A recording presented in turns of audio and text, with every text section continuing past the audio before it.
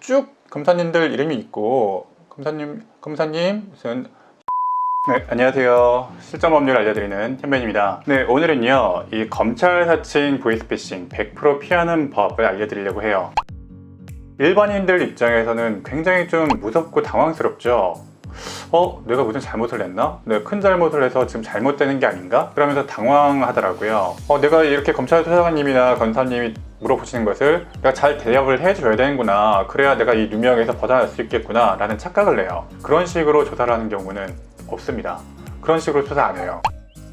아마도 여러분들께서 이 보이스피싱 전화를 받으시면은 이 검찰 수사관 또는 검사님이라는 분이 여러 가지를 물어볼 거예요. 벌써 여기서부터 좀 틀렸어요. 여러분들이 참고인이나 피의자라면은 그런 식으로 여러분에게 전화로 탐문 조사를 하지 않고 여러분들을 검찰청으로 부릅니다. 그래서 검찰청으로 가서 검사님 보고 검찰 수사관 보고 마주 보고 정보를 교환하면은 아무런 일이 발생하지 않죠. 이 보이스피싱 같은 일이 발생할 수가 없어요. 특히 이런 계좌번호를 물어본다거나 어떤 금융기관과 관련된 내용을 물어본다거나 하는 경우는 아예 없습니다.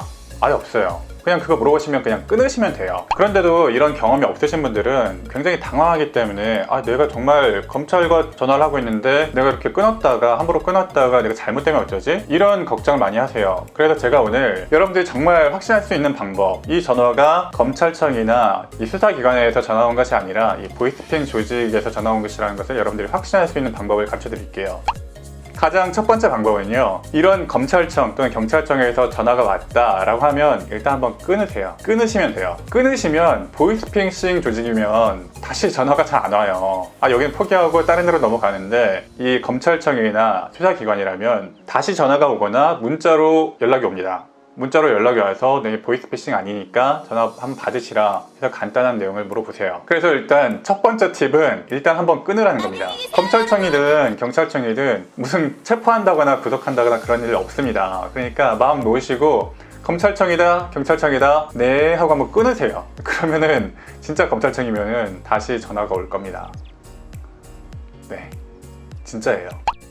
제가 얼마 전에 제 친구가 이런 일을 당했어요. 이 검찰 사칭 보이스피싱 요즘 협박을 당했었는데 굉장히 좀 이상한, 아주 좀 이상한 보이스피싱이었어요. 그래서 이 친구가 거의 천 몇백만 원을 뜯길 위기에서 저한테 전화를 와서 제가 뜯어 말려서 그 돈을 주지 못하도록 막았고, 당연히 그 전화는 보이스피싱 일당이었어요. 친구도 키도 크고 덩치도 크고 어떻게 말하면 되게 똘똘한 사회인인데 30대가 넘어가는 사회인인데도 불구하고 권력을 가지고 있고 또 현직 검사라고 하니까 정말 무서웠다고 해요. 이 검사라는 말 한마디에, 그 단어 하나에 굉장히 무서워가지고 그 다음부터 뭔가 다 말렸다는 거예요. 정말 완전히 보이스피싱 조직에 놀아나고 있었죠. 그래서 제가 어디에 소속된 어떤 검사라고 하더냐, 서울중앙지방법원 어디 소속 검사라고 하더라. 그래서 제가 검사 이름을 검색을 해봤죠. 어디서? 일단 대검찰청을 검색해서 들어오시고요.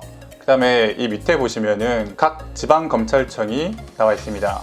이 지방검찰청으로 들어가셔가지고 검찰 소개로 들어가셔서 조직 및 업무도에 보면은 검찰 배치표라는 게 있어요. 이게 매년마다 검사 인사 이동 시즌이 되면은 이게 의무적으로 올라옵니다. 그래서 전국에 있는 검사님들 어디서 근무하고 어떤 일을 하고 있는지 대략적으로 알 수가 있습니다. 여러분이 이런 것을 좀 알아두시면은 예방하는 데 좀 도움이 될 것 같아서 이 영상을 만들고 있습니다. 쭉 검사님들 이름이 있고 검사님 무슨 이런 식으로 나와 있죠. 자, 이런 내용을 보면 누구누구 검사실이라고 사칭한 게 금방 사실이 아니라는 게 뽀록이 나죠. 그러니까 제가 이 배치표를 그 친구에게 보내주고 그 검사가 명단에 없다, 그 검사는 사칭하는 거다 라고 하는 것을 알려주니까 하면서 진짜 보이스피싱 조직이었구나 라는 것을 그때서야 믿더라고요. 제가 그렇게 한 1시간을 설득했는데, 옛날에는 이 중국 현지에 있는 소위 조선족이라든가 한국어를 할 줄 아는 중국인을 고용을 해서 보이스피싱 활동을 했기 때문에 예전에는 이 말투만 봐도 어눌해가지고 딱 봐도 알 수가 있었죠. 중국이라든가 필리핀 등지에서 현지인들이 한국어를 잘해도, 아무리 잘해도 이 서울말, 한국말하고는 약간 다를 수밖에 없죠. 표준어하고는 좀 다를 수밖에 없어요. 근데 요즘은 어떻습니까? 이 중국이든 필리핀이든 어디에서든 한국 사람을 역으로 수출을 해가요. 비행기표 주고 숙식 제공하면서 역으로 한국인들을 필리핀이나 중국으로 데려갑니다. 한국어가 당연히 능통할 수밖에 없죠. 그래서 완벽한 한국어를 사용하고 또 옛날보다 이렇게 말하면 좀 그렇지만 똑똑한 사람들을 이 보이스피싱 이제 활동원으로 써요. 그 말발이 예전에 비해서 훨씬 더 능수능란해졌어요. 심지어는 정말 그 검찰 수사관들이 하는 말투를 좀 그대로 따라 쓰는 경우도 있었습니다. 그러니까 일반인들이 봤을 때는 이 사람이 정말 검찰 수사관인지 아닌지 말투만 봐서는 잘 모르겠는 거죠. 첫 번째로는 검찰이든 경찰이든 절대 여러분들의 금융 정보를 물어보지 않아요. 그래서 돈을 어디로 가져와라 그런 식으로 요구하는 경우는 아예 없습니다. 절대 없습니다. 절대 없어요. 아예 없어요.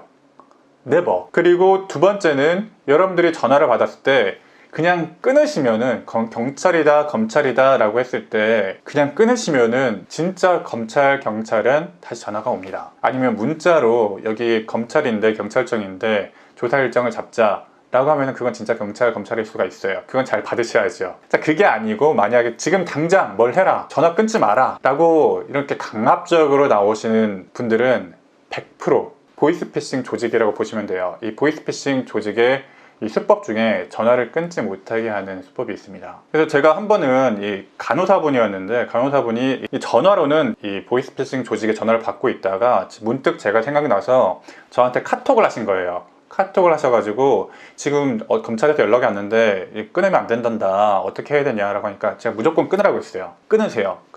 무조건 끊으세요. 보이스피싱에 대한 대응은 일단 전화를 끊는 거가 가장 좋습니다. 가장 1차적이고 가장 좋은 쉬운 방법입니다. 그래서 그분 같은 경우에도 거의 보이스피싱 조직에 낚일 뻔한 순간에 제 말을 듣고 전화를 끊으니까 다시는 연락이 안 왔죠. 혹시나 다음에 연락이 오더라도 좀 마음이 좀 진정된 상태이고 약간은 그래도 좀 멘탈이 회복된 상태니까 정상적인 대응을 할 수가 있겠죠. 그래도 정말 나는 전화 끊지 못할 정도로 마음이 좀 약하다, 멘탈이 좀 약하다 라고 하시는 분들은 대검찰청 홈페이지 가셔서 이 지방검찰청 들어가시고 검사실 배치표까지 확인하신 다음에 어디서 일하시는 어떤 검사님이냐고 성함까지 딱 물어보신 다음에 배치표와 비교를 해보시면은 아니구나 확실히 아실 수 있겠죠.